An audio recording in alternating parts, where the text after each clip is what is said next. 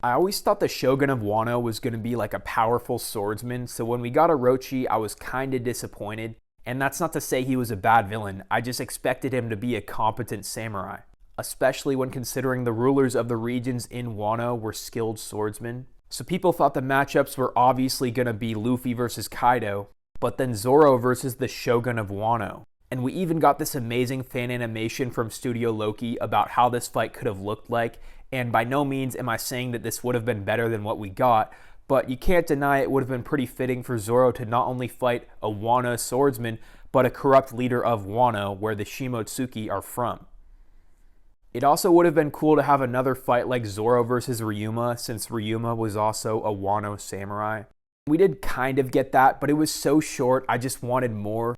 As I've said before, I have such a desperate need to see a fight like this again, and I just genuinely hope we can get one before he fights Mihawk. And obviously my dream opponent for that particular scenario would be Bogard, right? But I feel like that's not that realistic for him to fight Zoro. Shiryu or the Gorosei swordsman could potentially give Zoro a fight like that before Mihawk. You gotta keep in mind, this Ryuma fight was only one chapter, but it did not feel like one. And we know Oda has a lot more in his bag than one chapter fights, so I feel like he can give us something that could surpass this potentially.